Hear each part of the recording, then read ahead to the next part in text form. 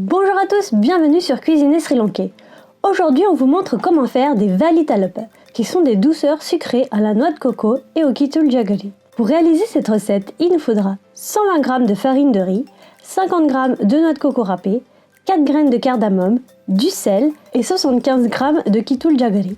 On commence par écraser nos graines de cardamome dans un mortier. Ensuite, on enlève l'écorce et on garde seulement le contenu à l'intérieur de la graine.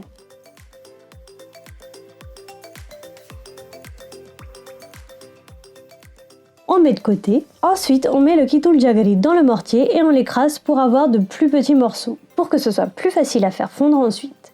On met de côté. Dans une casserole, on met notre farine de riz et on va le faire cuire un peu sur le feu. Pour cela, il suffit de faire revenir 2 minutes environ. Il existe des farines de riz cuites déjà prêtes à l'emploi également si vous le souhaitez.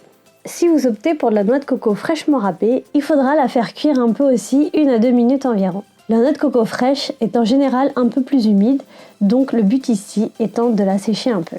Si vous prenez de la noix de coco pré-râpée, vous n'avez pas besoin de faire cette étape, celle-ci étant plus sèche de base. On prend notre cuiseur vapeur et on fait chauffer l'eau. En attendant que l'eau bout, on prépare notre base. On met la farine cuite dans un saladier, on met le sel dans un fond d'eau, 3 cuillères à soupe environ, et on laisse fondre. On ajoute la noix de coco râpée à la farine, on mélange. On ajoute notre fond d'eau salé et on mélange bien pour obtenir une texture un peu sablée. On ajoute encore 3 cuillères à soupe d'eau et on mélange bien.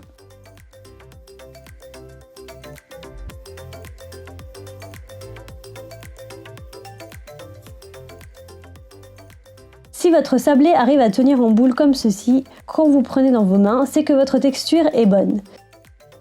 Une fois que notre sablé est fait, nous allons le cuire à la vapeur. Pour cela, on prend un torchon propre et on y place notre sablé. On referme le torchon comme ceci.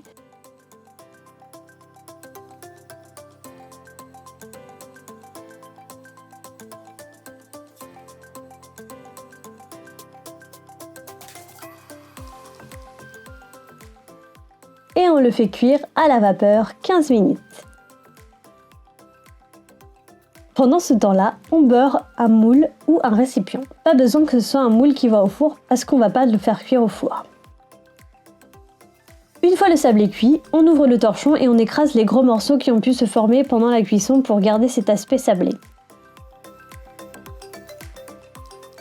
On referme grossièrement pour garder le sablé au chaud.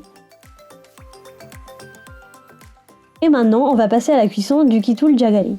Pour cela, on met le jaggery dans une casserole et on fait cuire à feu doux.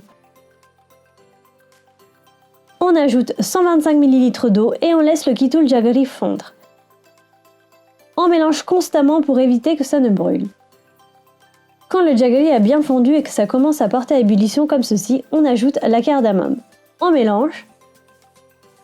Quand le kittul jaggery est liquide comme ceci, on retire du feu. On vous montre une alternative avec du sucre cette fois si vous n'avez pas de kittul jaggery chez vous. Pour cela, il faudra 50 g de sucre.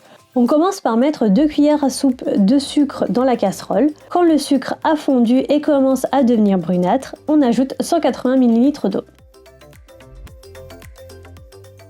Quand ça porte à ébullition, on ajoute le reste du sucre et on laisse fondre.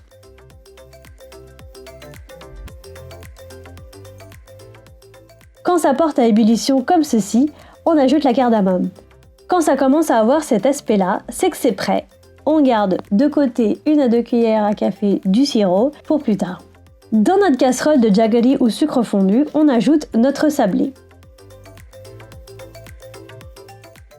Et on mélange le tout. Vous allez obtenir une sorte de pâte comme ceci. Vous pouvez à ce moment-là ajouter une demi-cuillerée de vanille si vous le souhaitez, mais c'est optionnel. Une fois qu'on a bien mélangé tout ça, on repasse sur le feu 2 minutes environ jusqu'à ce que la pâte commence à former une sorte de boule.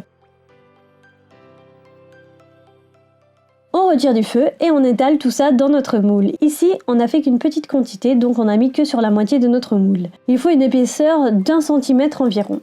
Une fois qu'on a bien étalé de manière compacte notre pâte, on coupe pour former des petits carrés.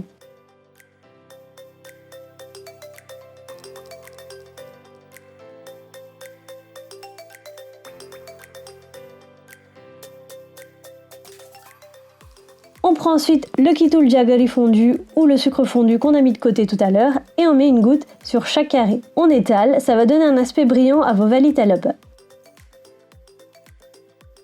On les dispose ensuite dans une assiette et on les laisse refroidir un peu. Les valitalöpö ne durcissent pas, ils gardent cet aspect un peu gluant et mou.